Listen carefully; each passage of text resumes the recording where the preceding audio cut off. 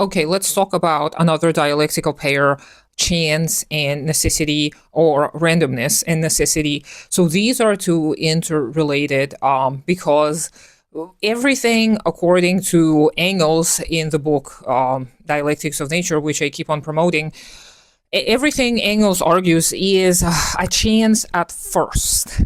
And then, in retrospect, in hindsight, we, as the conscious forms of the substance, are able to determine what was the necessity, what had to happen in order for this chance to continue occurring. Because once there is a pattern, it is no longer a chance. It is a necessity now. It does have to happen a certain way.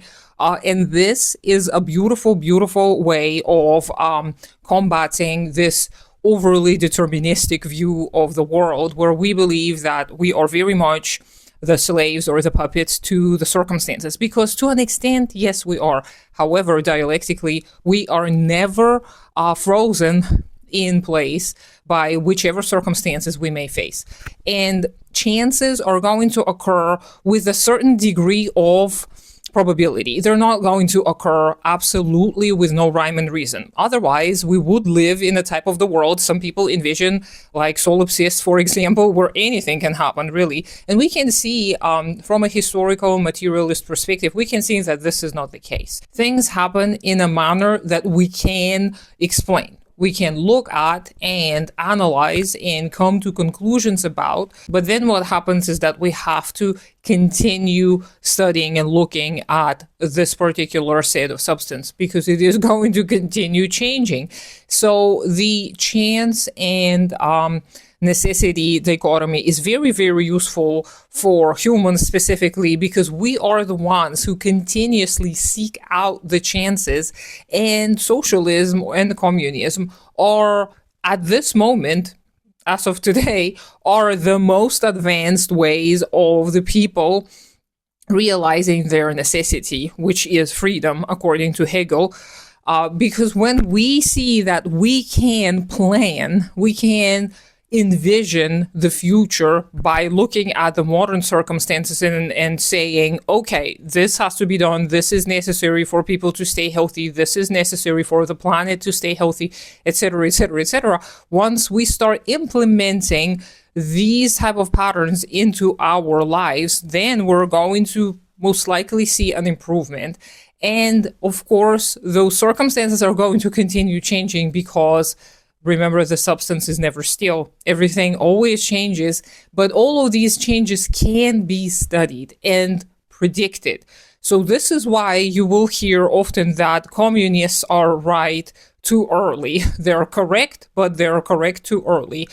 That is not because communists possess some kind of supernatural abilities. That is because we study dialectical materialism so that we can understand the past, so that we can understand the present, and this gives us a clue about the future. So you live in a world that is much more lacking in surprises once you start learning dialectical materialism, because all of these things, you can see all of these things connecting. But we do have to be aware that it is not necessarily the butterfly effect or the domino effect, or call it what you will. It is more so that there are laws of the movement of the substance, which I've already voiced, repeating after Engels in Dialectics of Nature, which Ilyenkov very thoroughly presents in many, many of his articles, which I insist everybody reads if you can get a hold of them. And these simple laws help us get into the actual study of the substance. And adding up a little bit more from Ilyenkov, he insists that anecdotal evidence, the sensual evidence that we can gather with our senses, it is not a very helpful tool to forming a conceptualization, which I mentioned on a few occasions already. Ilyenkov argues that for the necessary abstraction, for the true or total abstraction, as Marx called it, we do often need some kind of concrete experience. However, he insists that it can also be somebody's words. You can hear somebody's witness, you can read about it, etc., etc. And this can provide enough data for you to analyze the contradiction, because in contradiction only you will be able to see the next form, meaning that you will be able to predict the future, to see how this is going to unfold, because you will understand the logic of its becoming. And I do repeat these phrases all the time because they are very, very useful. So if you haven't yet gotten familiar with these conceptualizations, please do. You can read Hegel and hear it from the horse's mouth, so to speak. But what you do need to realize is that just your lived experience, just having daily interactions with the people, just watching people's content on the internet and reading about it will most likely not be enough for you to form an actual coherent, logical understanding of the world. And of course, just simply jumping into some kind of practice and participating in organizing efforts with other people may also lead you to mistakes. So what you do need to do is you need to study the laws of the movement of the substance. This is what the reading of theory is. And you've got to implement it right away. As you read it, as you try to make sense of it, talk to the people, form some kind of book club, talk to your friends if they're interested in philosophy. These are somewhat safe conversations, as we're witnessing more and more of the anti-communist tendencies arise once again all over the world.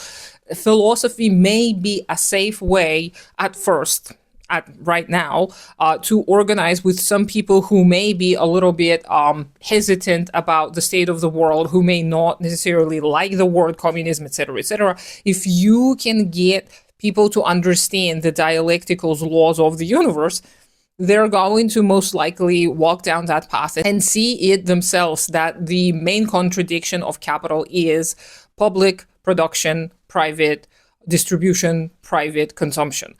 And it is not going to be possible to reform this. It is not going to be possible to make it better, improve it, etc., etc. The only way of dealing with this is overcoming this. So hopefully all of this made sense. Let me know what you think. I hope you have a great day today. Consider supporting me on Patreon. I should have posted a new video on Patreon this week, so check it out if you can. Obviously, take care of yourself and your community first. Subscribe to me on all the other social media accounts, even though I don't do much there, and I'll talk to you sometime later.